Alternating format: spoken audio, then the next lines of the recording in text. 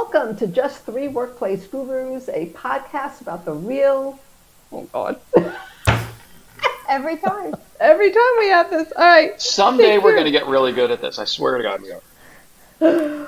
Okay. Wait. Okay. Take two. Welcome to Just Three Workplace Gurus, a podcast about the real world of work. I'm Vivienne. I'm Amy. And I'm Mike. So today, Mike, we're going to probably start with you because I know that you're in the midst of an office move, and with that, an office build out. And for many of us, myself included, it's a giant mystery how an office goes from a blank space to a fully operating, beautiful space that people love to be in. I think a lot of us just take it for granted. We walk through the door and then we sit down and do our thing and complain about what might not be there and have no clue the massive amount of work that goes into this. And Amy, I know on the design front, you probably have a lot to say about this too. I have a few things to chime in, but I'm probably going to be more questions than anything else. So Mike, I know you're in the midst of it. It's fresh on your mind because you're in it. So give us a sense of what goes on for the life of an office, you know, the build out from soup to nuts kind of thing. I have to start by saying this is something that I love. I mean, I'm addicted to building office space. So to me, this is a lot of fun. I think it is daunting to many people, particularly if you've never done it. And it is daunting even for me, but I just love the process and I find it fascinating. So I think what I thought we would do is sort of go through the process. From just like, hey, we have to move. Yes. You get that memo one day, and then boom, right. Start. And that's often how it happens. You know, of course, it depends on the size of an organization right. And how many people are involved. I've certainly worked at much larger organizations where it's a more defined process, and there are a number of people within the company who are involved. But for the last, 15, 18 years, for me, it's just been me. And then whoever I bring into the organization to do the work. And so it is a lot of coordination of other people, brokers, designers, construction people, movers, working with the city. You know, there's a million sort of little puzzle pieces to pull together.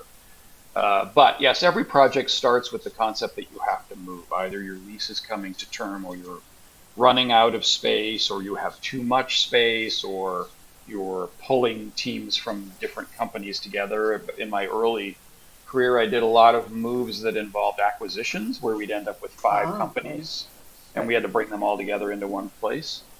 And so then you start the programming process. Like, what does this actually mean? What are we really trying to do? What's our timeline? What are we hoping to accomplish? Where are we moving? What are we looking for? And I will say, at least for me, often the process is very clearly defined, but the selection process kind of ends up taking on a life of its own.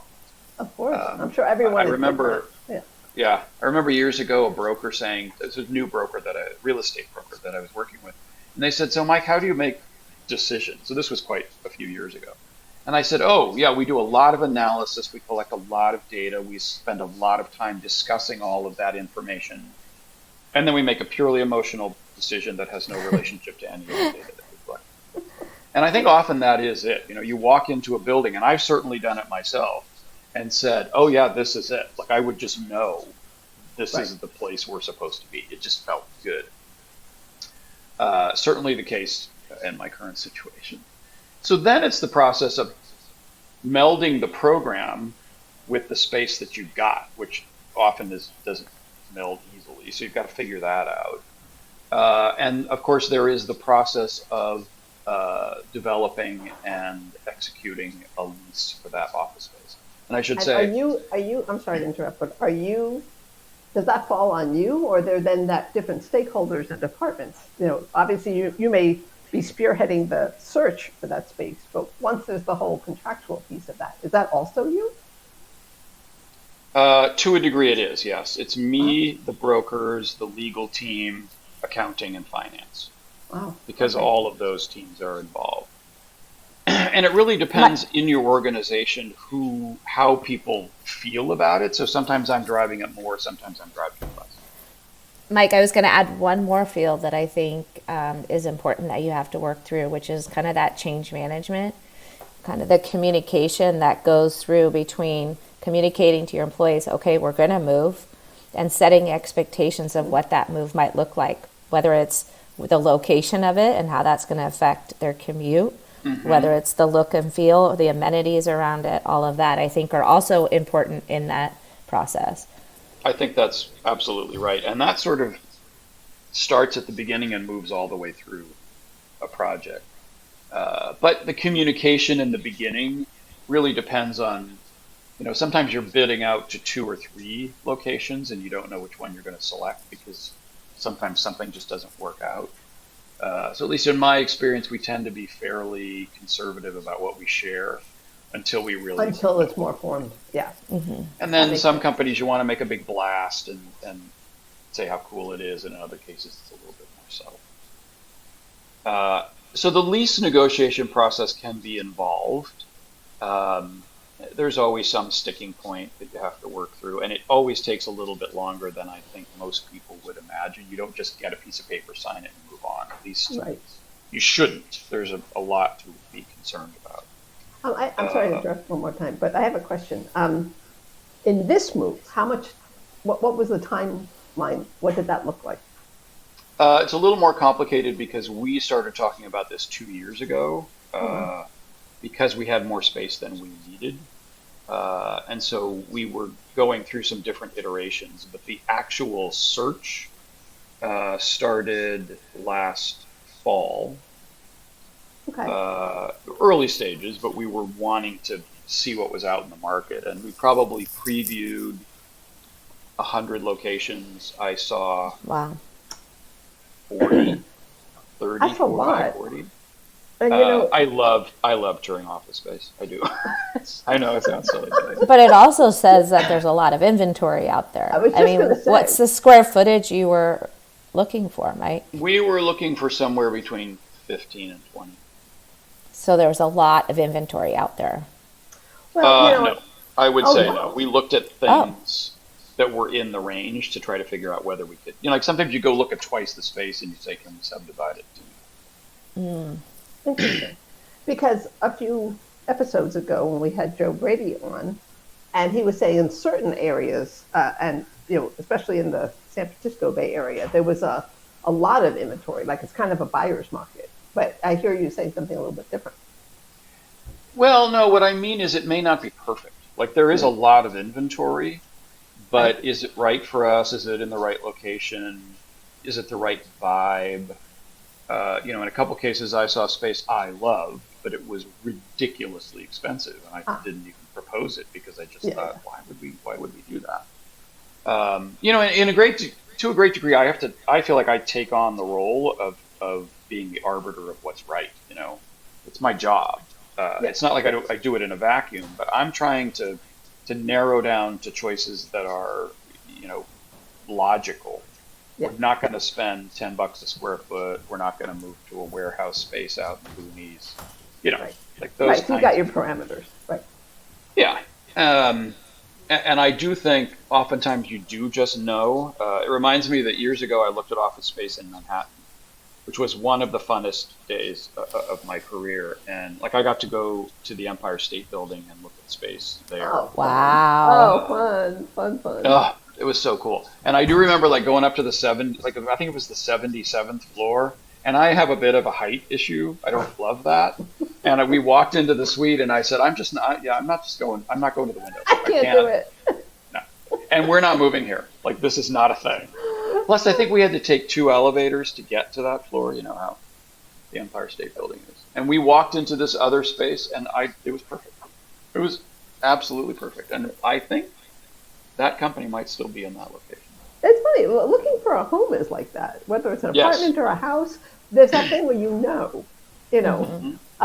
Anyway, so continue. Okay, so now you're at the lease portion of things, and let's just assume that you survived that, and now. Right. So you've survived step 1. So now you're trying to merge the concept that you had about the design with the space that you have, and could be the the exterior of the building, could be the view, could be just the way the space is positioned.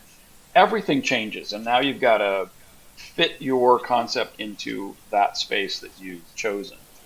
Obviously, based on what we talk about, I have a design and background, which means I'm probably a little more into the detail of the design than most guys in my role, people in my role. If there's somebody who's not, Amy, that's kind of where you come in, right? Yep. That's right. Yeah. Can you talk a little bit about that?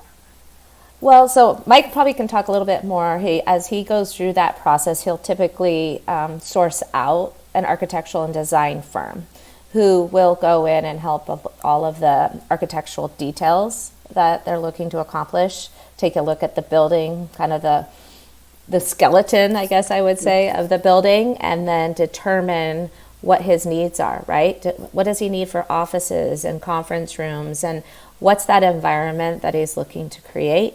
We come in actually after that part, once the design firm and Mike have gone through and kind of developed that look and feel that they're trying to obtain. Oh, interesting. So if we go back to the bones of the office, and Mike, you're saying that you have a design background, but do you enlist the help of architects to add to that process? Or like, hey, have you thought about X, Y, Z? Or in your case, do you feel like you have a pretty strong vision going in? I often do. Sometimes we're moving into something that's partially built, so that's easy. It really depends on the location. Oftentimes, I'm bringing in a team of people that I've already worked with, wherever it is around the world. Sometimes you will hire a design build firm. These are more international. We tend not to do this as much in the United States, certainly not in the Bay Area, for better or worse. But it's a, to use the term again, soup to nuts firm. They will design it, they will furnish it, they will build it, they will furnish it, they will move you into it. It's all one organization. And then other times you're hiring multiple groups of people. I like to bring everybody in as early as possible. So the dealer, the furniture dealer, the Amy's of the world, the general contractor, the architect are all together with me in that process. Our IT department, because there's all the connectivity and the AV systems and all of the background technology that we need to. Well, that's a whole thing. That's a whole universe in itself. That's a whole. But you're right. Yeah, exactly. I think what you're saying. I'm sorry. Go ahead, Amy. Oh, I was just going to say, Mike, that's a good point. Like you're bringing in, you've gone now from like having your C-suite as part of the decision-making process to determine the space. Now, once the space is determined, it sounds like you go to a different group of people within your internally in your company, the IT team. I was wondering what other departments do you get or stakeholders do you get involved internally to help kind of create this office? Like, do you work with any branding or marketing, HR? What other departments get involved? Yeah, procurement. Very much so. Yeah, we in this particular project, for instance, our creative director is part of my team. You know, we definitely talk often, and he helped me select the design firm that we chose. That's not unusual. I'm pretty connected to the brand most of the time, so I have a fairly good idea of what I'd like to see. But everything always has to be approved to some degree. Where does the logo go? How do we put the logo into a space in some, how do we brand the space does have to run up the approval chain. So there are a lot of people involved there. In the case of this project, and this is more critical when you're moving a headquarters space, bringing in all the teams who might be affected. So this is an entirely separate issue, but accounting, legal, finance, marketing are involved because we're moving our headquarters, and there are legal implications, there are website implications, there are address changes, there are signage changes. All of those things used to be, it affected you more, like stationery. Everybody needed a new business card and everybody needed new letterhead. We're a little bit more virtual these days, so that's not as big of a deal. I can remember at one company I worked at, I want to say, I don't remember, but I think it might have been $6 or $7 million because we just moved to a new location for headquarters, and everything about the brand had to change. It was an expensive endeavor. Not really true today, but that's the way it used to be. Interesting. So you're bringing in an awful lot of people. for that. And then there are the people, the stakeholders. Like, what's the office going to be like, and are the engineers going to be happy? Are the admins going to be happy? Are the executives going to be happy? What kind of an office are they going to get? How big is it? Do we move furniture? Do we buy new furniture? What is the AV going to be like in every conference room? What does the lobby look like? How is it impressing people? There's so many little things to think about. This is a funny little note, but a couple of weeks ago we were serving lunch, and we're always pulling this tray. We have restaurants come to cater lunch for us. We pull out this huge tray with tongs and forks and spoons and everything to set everything up for lunch. And I said, why don't we just have a bunch of drawers under this table with all that stuff in it? So all I have to do is pull out the drawer, stick the tongs on, close them. That's clever. So there's lots of little things that you think about every day. How many refrigerators do I need? How many sinks? Yeah. What are we going to do with the microwave oven? How many whatever? Yeah. I mean, well, sometimes I don't get to choose that, but yes, you're right. Right. Or it's in the hall or whatever. Right. In this instance, we may have to put a handicapped stall restroom in our space because of the configuration of the building. So there are a lot of things that come into play. And so in many ways, and in some companies, I have typically hired a project manager to do a lot of this detail for me. Right. In this instance, I want to do it. I'm in the building every day. It makes sense. Right. But there are a lot of moving pieces and a lot. Like, I think I make more phone calls than I make big decisions. You know, hey, I need you to do this. Hey, I need you to do this. Right. So it can be very, very involved in that. Interesting. But that's got to be challenging to manage all of the voices that you're hearing too. A lot of opinions and thoughts as you're going through this, right? Like, they want their needs addressed. There's definitely, there's definitely a need to fairly early on establish who the decision makers are, who's driving this, who's approving it, and then there are the people that you share the information with, but you don't necessarily, they're not necessarily decision makers. They can offer their opinion, right? But that's kind of the extent of it. And as long as everyone internally has agreed on what that is, then you can move forward. But yeah, that's a great point, Amy. You do have to establish the hierarchy and know who's making the calls, and then right. I have a question. I'm just curious. I'm imagining over your span of your career, you've done a lot of these. I don't know what a lot is. I don't know if it's a dozen, half a dozen, 20. More than that. More than that. Okay. Now, question: post-COVID, in today's mishmash world, right? With the just even planning for who's going to be in the office? Is it going to be hot desking? Who gets an assigned desk? I would imagine these are newer considerations than before, where maybe before you had a very solid head count, and you don't run into either we don't have enough seating, or we have too much seating, or we overplan. Maybe it's better to overplan. And I think I shared a few episodes ago that one of our clients hired more people out of the office than before COVID. And then, and the idea was that they could be remote first. And then that edict changed. And then she said it was like playing Tetris because she had more employees than desks. So how are you finding this to be different this time? I think we have a pretty clear defined plan here that I don't anticipate changing. So I think we're fortunate. But you're right that it has evolved, and I think we're making a lot of guesses as to what the space should be like. Right. Post-COVID is just different. Yeah. I'm just curious how this impacted this. I mean, but obviously I think a lot of things stay the same, but. Yeah. I think it's always unpredictable, or at least it's always been unpredictable for me in the sense that, my entire career is tech. Generally young, quickly moving tech, which means every plan I ever had, I threw in the trash because it just keeps evolving. What you think you're going to build, 12 to 18 months later is not what you built. And 12 to 18 months after that is not what you need. And so... that is creative in that way, yes. Yeah, I mean, I've never worked at a place that was, long-term, steady, predictable. I don't really know how to do that. I know how to do insanity, I think. And so you are making a lot of guesses and hoping that you've made the right ones. In our case, for instance, we're talking about numbers of cubicles or seats. I don't think of that as particularly important in this particular instance. I think we're going to build a really cool space.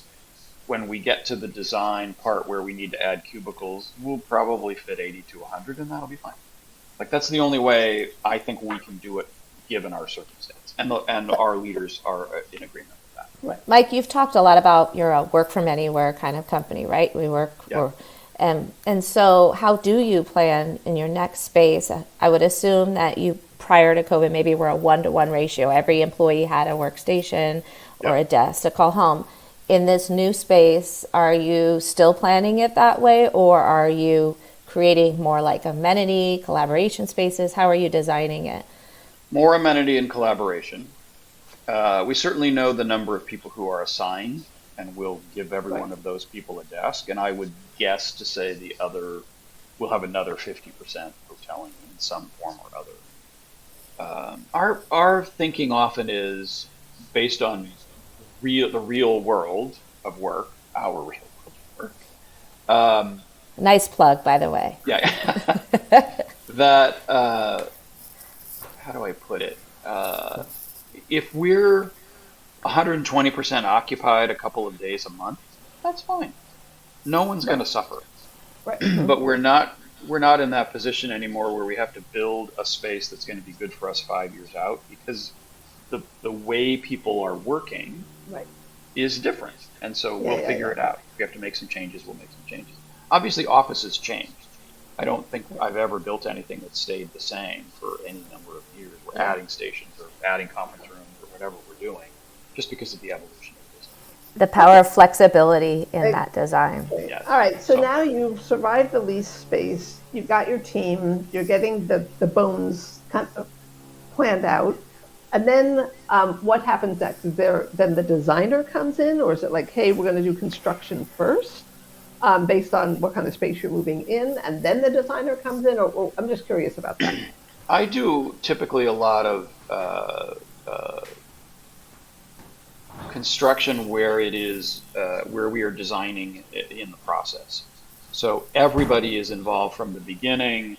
We've done all the construction documents that are required. We're going to the local municipality for approvals, and there may be continuing design detailing in that process, but that's typically how it goes. In other words, we've gone in for permit, but I haven't picked the wallpaper or the carpet. I don't know what furniture is going to go in that room yet. Those are processes. So we're still in the bones phase.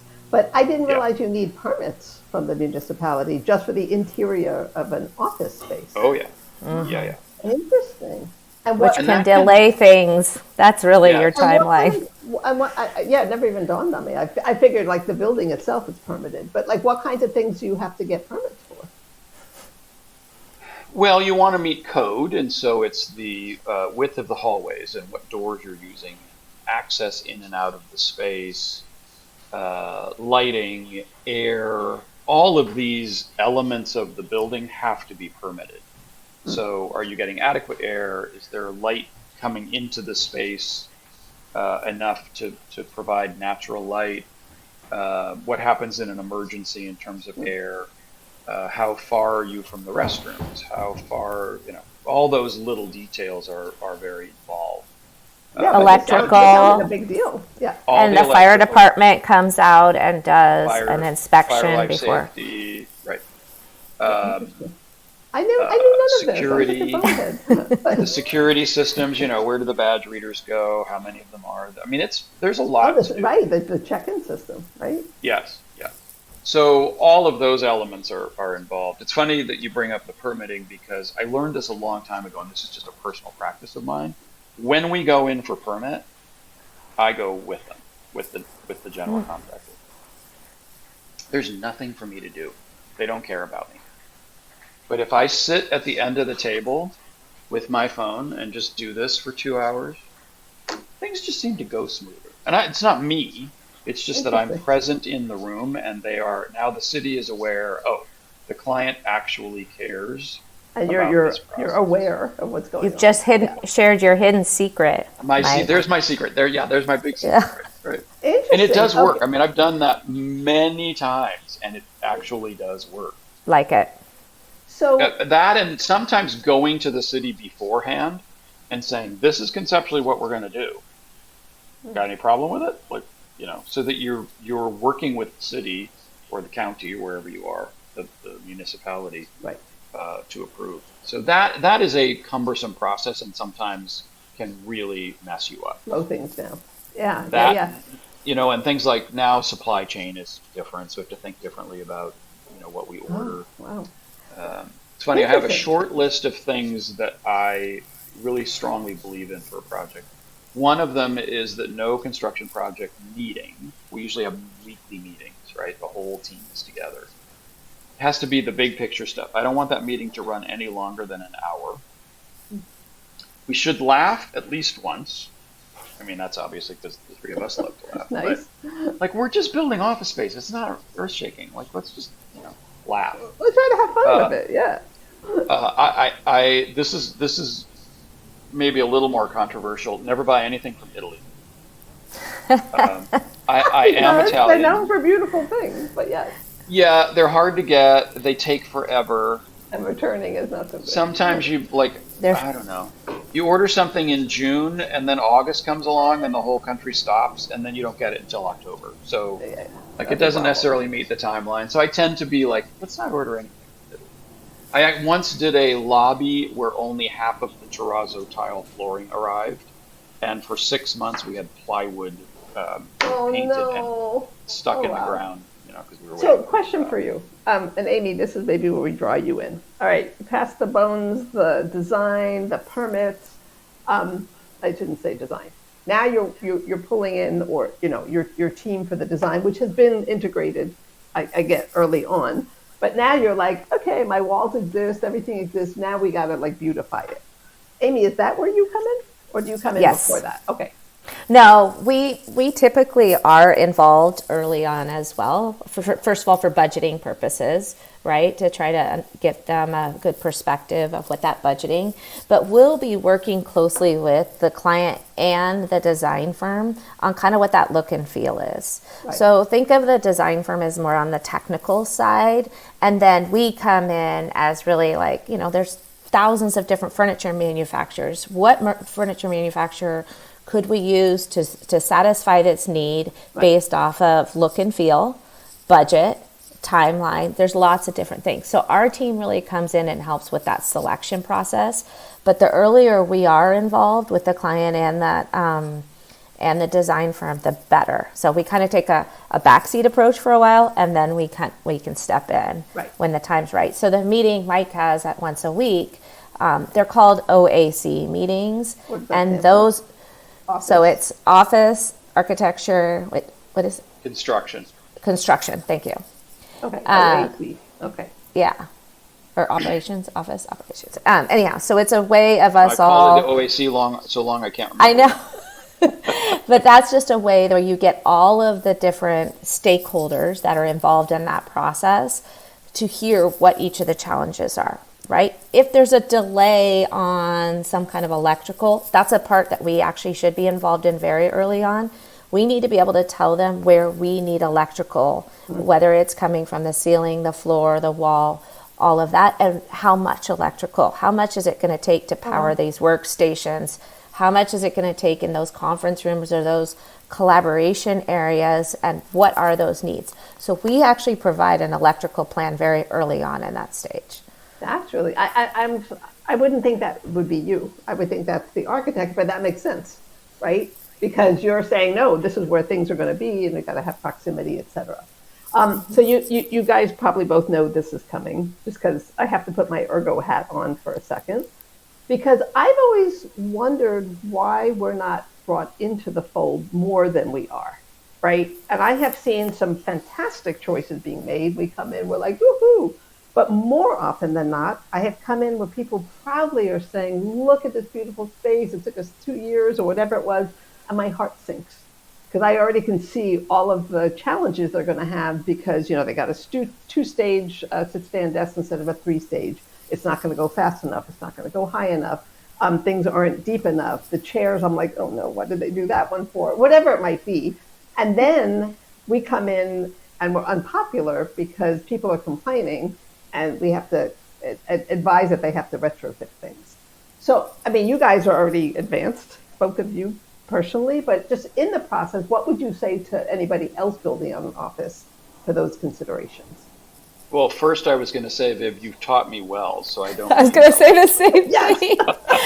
I always go in with an ergonomic eye first and foremost. You are the exception, right? We've been. I don't want to hear from her later. I do exactly. not. Exactly. No, but in general, how important is that? Because look and feel is great, but if it's not functional, it's not comfortable, you got a problem. Yeah, I think there are actually two areas like that are important. One, and it's not always affordable, but one is an acoustical consultant. Sound and the management of sound is really challenging.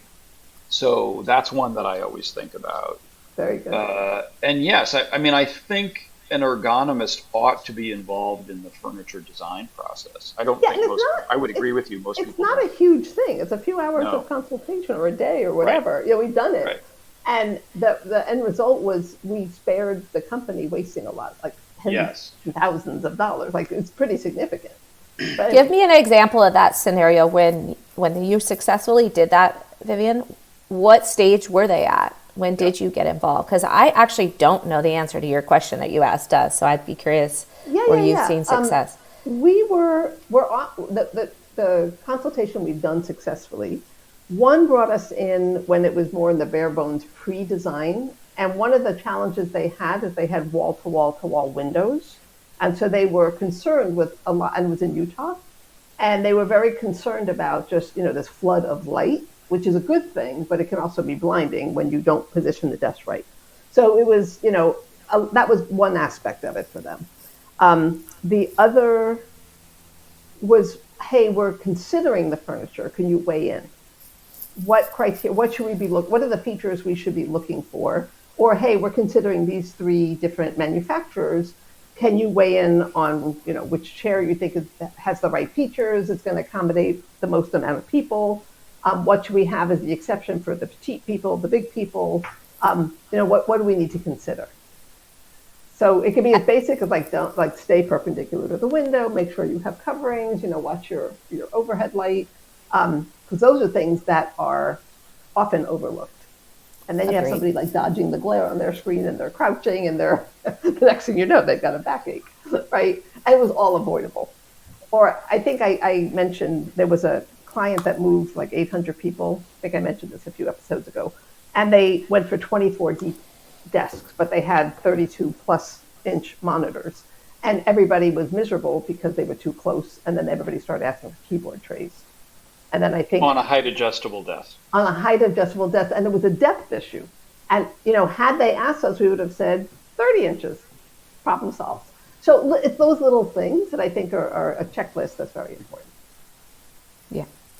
I really like that a lot, and that perspective. So I appreciate you sharing that, because in my mind, I'm thinking now we can bring you guys in a lot earlier. We can go through the design and concepts, right? But when we start to get into the furniture selection, we need to know what that looks like and what their standards are. Yeah. And also I think we do a lot of sit tests where we send out a number of ergonomic chairs.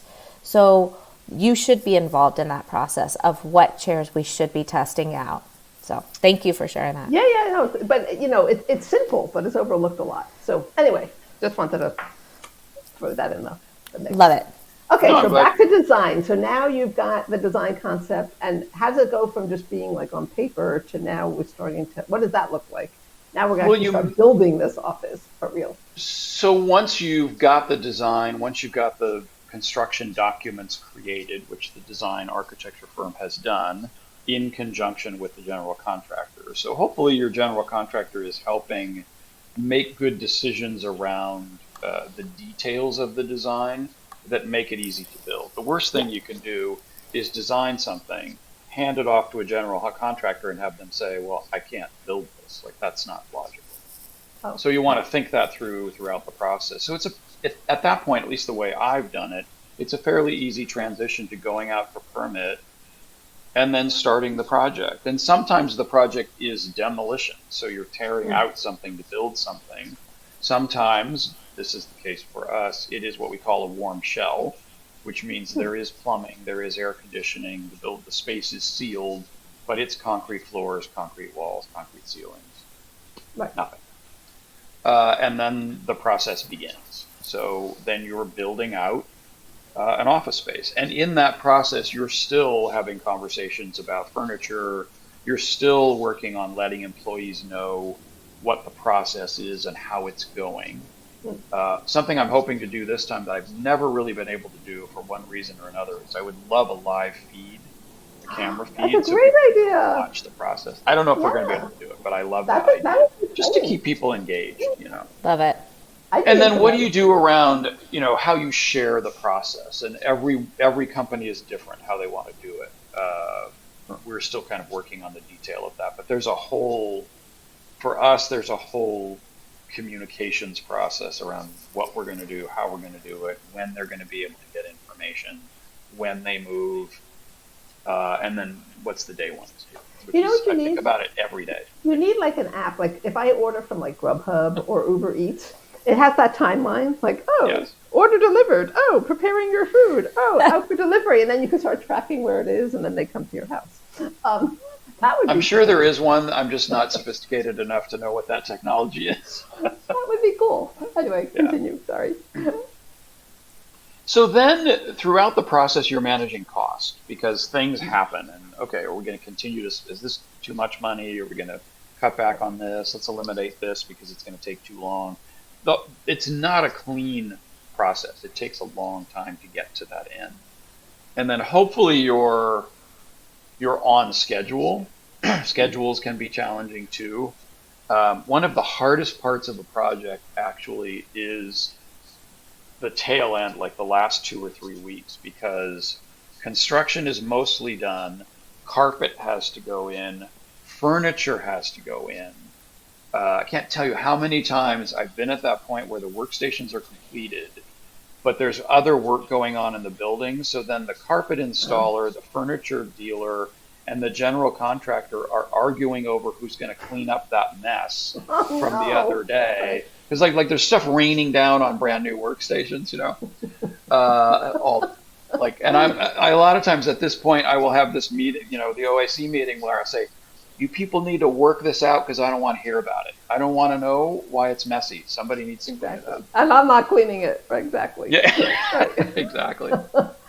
And that can be really stressful. I mean, I'm in the office every day, checking things out, looking around, noticing things, if I can be. I've done projects where I'm doing construction in my own building, so I'm literally there every day, and that's just part of the job. Meanwhile, I'm trying to figure out what all the details are around getting out of the space that I'm in. So what is that? All right, you got that part of it. Yes. Yeah. It's almost like 2 projects, really. And then there's the physical move. Once the space is done and you're ready to go, then there's the physical move. So everybody has to pack up their stuff, and you've got closets to clean out and break rooms to clean, and then you're managing all the other vendors. Who's managing your stationery? Who's managing food service and snacks? Who owns the refrigerator? Who owns all the IE2 equipment, the security system, and all those things? You're processing all those people moving to the new location. And you can hope that you have, 4 days to get this done, but it's almost 24 hours a day to get into this move. Do you move people in shifts? Everybody move at once? Is it different each time you've done this? I've done both, yeah. It's very different today because there's really nothing to move. Everybody has a monitor. They carry a laptop. It's different. Back in the day, I think I told this story on our first episode. My job was to move people from cubicle to cubicle. That was my first job.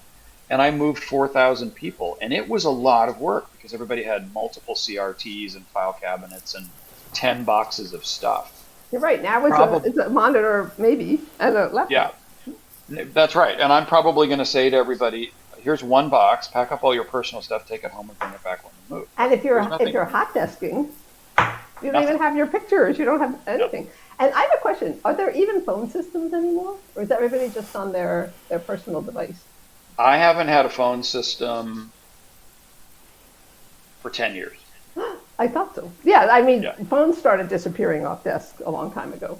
But I can remember that cross connect thing. Like, okay, I have done moves in the past where I was talking to the telecom person who was in the telecom closet and telling them what the now I can't think of the word for it, but the number on the jack, so they knew how to cross connect the phones. I mean, and I learned that. I actually learned how to do a cross connect. It wasn't like I did that, but I understood their process.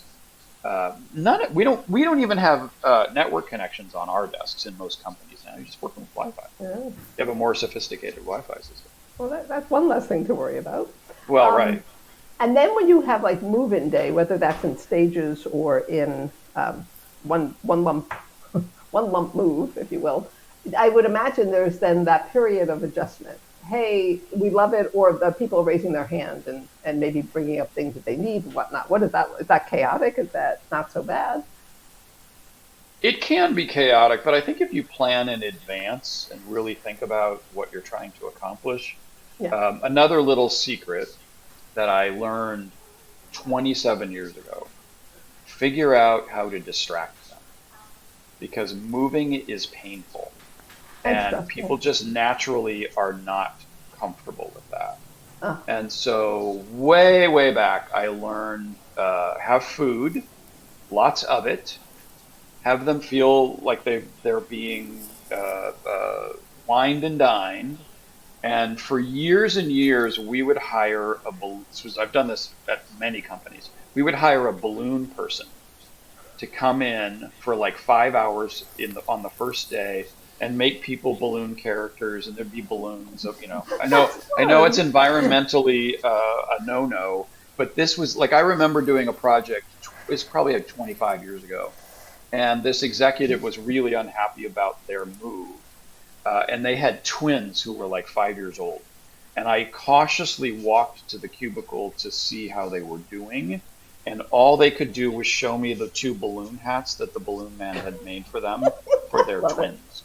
And how excited they were, and that was the end of the conversation. You're like, perfect. Okay, because we've been invited.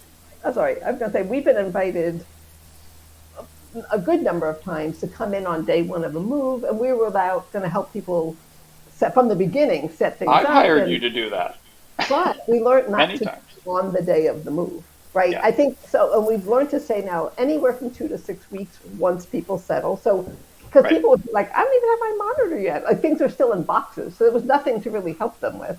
And so now we'll say, maybe 2 to 3, 6 at the most. Like you want a period of time where you're not so settled in that then, our team comes along and upsets that.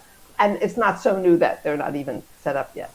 But, I've seen first day, but often you're right, with food and almost like a party atmosphere and very celebratory, I think is. In honesty, it's not really about deceiving them. It's just lowering the pressure. Well, yeah. Everything's going to be okay. It's just a desk. Everything will be fine. Exactly. And it really is funny. And I get a little bit emotional about this, but there is always, every first day, and this has been true my whole career, that first day after lunch when people are actually settled and semi-unpacked, and pretty soon you walk down the hall and there's people at their desk and there's people in conference rooms and there's people standing in the break room having coffee. It feels awesome. Like that's the moment where I really realize how much what we've done matters to people. Yeah. And it's great. But that move in is a process. It does take time and things aren't perfect. And you learn, maybe we need to fix that, or this didn't really work, or, it's an evolution. You have to assume that you have not done it perfectly every time because you never do. That's just a fact of life. And Amy, for what you guys do, I would think, is your job over before, like the day of the move, or do you get called in after to be like, we actually forgot to get plans, so we forgot to, like, whatever it might be. What does that look like for you? No, in a perfect world, that would be amazing if that means we like really dotted our I's, crossed our T's, and there were no issues. But there's going to be, Yeah, there's going to be issues, right? So no, our work is not done there. And just we as a company don't ever want to look at it as a project, but it's really that partnership. So we do want to be there day two. So if the customer calls us and says, this room we put as a conference room isn't working, nobody's using it, come back in and let's make some changes. We're always going to be there to help with that, right? Or something's not working. We need you to come back out, or this has a scratch on it. So we're there for a variety of different needs that are going to be there. So no, our work is not done, and it continues on. If we do a good job and continue that partnership, we want to be that phone call that a customer like Mike would make right away when there's an issue, so he doesn't have to deal with it and we can take care of it. And as you said, Mike, the company may evolve, or you get employee feedback, or just, as you live with something for a while, then you're like, aha, it's no longer theoretical. Yeah, that's not really going to work. We even do that in our homes. You think you've got something right, and then you end up moving furniture to another room, or that lighting doesn't work. Or you can't really know how to live in a space until you live in it. The one thing I think, though, is very powerful is kind of what Mike said he does on day one, which is he walks the floor, right, and observes people. We also like to do that after a project is completed and people are in this space, is come back in a week, come back in a month, and just observe how they're using the space, because that's how you're going to kind of continue to fine-tune what that looks like for them. So a quick question, and I know we're going to dedicate an episode to this soon, and, we're coming on time here, but how much does technology play into this? Above and beyond, we need, Wi-Fi and we need connectivity, but like the apps that people would use, or just, I'm curious about the technology and the amenities. I think that's really critical. In my case, my connection to our IT team has always been pretty extensive, and so they're part of the process from the beginning. Yeah. Because sometimes you're thinking about something differently. Well, maybe we want to do this in a different way. Certainly, what we do in conference rooms has evolved radically in the last 6 or 8 years. So we're thinking about that. We're thinking about how we're connecting people. We're thinking about the user experience that they have, whether it's technology or furniture or whatever. Hopefully, you're working really closely with your IT team to get all of that done. So I think that's really critical. And then you brought up amenities. Sometimes you're changing the amenities, or sometimes stuff goes away. There's things you can't do in a new space. Right, because the new space won't allow it. Right. Yeah, I've got a couple things in mind that are happening for us that I won't get into the detail of, but this is sort of the circumstance. Like, okay, I don't know how we're going to deal with it, so we have to talk about that. What's the plan? You could move from a situation, I'm not doing this, but where you have offices and you're moving away from offices, or you don't have offices and you're moving into offices. There are a million different things that could change and that radically change the way people work. So you have to think carefully about how you manage that transition. I think we've talked about this maybe privately. I don't know if we've done it on the podcast, but that process of change management that Amy brought up at the beginning of today is really difficult. And I've not seen a lot of success on my own or with a partner in trying to manage change. It's tough because sometimes you're just swimming upstream against how your employees want to work and what they want the experience to be. It doesn't matter how many times you say out loud, look at all that cool space we have over there, you should use it. They may not. That brings me to maybe one of our last questions, which is how much do you involve employees or poll them? Like, would a wellness room, a space for a nursing room, whatever, exercise space, and anything like those kinds of things that are important to the employees? Is that? Can I go back one point really quickly on the technology, and then we can get to the amenities spaces and things. Sorry, but I wanted to jump in and just say that about a little over 10 years ago, we started to partner and create a technology team within one workplace. And that was because our customers had the challenge that Mike just mentioned, right? Does the furniture work with the technology? Where are the speakers located? Where's the camera located? Where's the microphone? especially now when we're using meeting spaces. It's not your traditional table and chairs anymore, right? There's a lot of other ways that we're meeting. So location and how that's met is really important. And so that's one of the things that we do like to get involved in very early on in terms of the technology and the furniture matching one another, and creating that environment. So I just wanted to do a quick plug on that before, Mike, you address the amenity spaces. I think there are two answers to your question, Viv. There are a lot of companies that do want to do a lot of surveying and really understand what employees want and need. I do think there's a lot of value in that, but you can't always give everybody everything that they ask for. So I think that's challenging for some companies. Like if we ask, that's the expectation, right? Right, and then you can't deliver for whatever reason, you're going to disappoint. Yeah. Right. And I've done both, but I think for me, particularly in a smaller company, it's my job to be talking to employees all the time. Yeah. So hopefully I'm walking into a project with a fairly good idea of what our employees want and need. And sometimes what they want is not what they need. That's true. And what they need, they don't know they want. Exactly. And so there's some interpretation. That's going to sound a little arrogant, but there's some interpretation that has to go into it to get them the right thing. You started the call, Mike, talking about analytics, right? There's the analytics behind determining what that space should be, and then there's the emotional side of what that space should be, right? So bringing it together and figuring out what really the space should be. And it's sort of a funny little, okay, this is where we actually really are, because it's a combination of both. So if we make it full circle, and as we wrap up, what would your criteria of success be? You've moved in, and what do you base that on? Just employee happiness? Lack of complaints? I think on budget? Like what? I think it's productivity, functionality, sort of their peace of mind. When I know people are comfortable and like working, when they come in and they're happy to be in the office every day, that's really good. I admit there is a purely emotional component to it, and that is on the first day, if I make people happy, if they've got big smiles on their face, that's huge. You've done your job well. I love that part. I mean, I you will laugh, but I think about day one of this project every day. Of course, no, you hold it out there. That's perfect. You keep walking towards it. Amy, what would you say just for success from your standpoint? And we'll wrap it up. Yeah, I would agree with Mike. Like if I walk into that space on day one and see that people are proud to be in that space, they welcomed the commute to come into this space.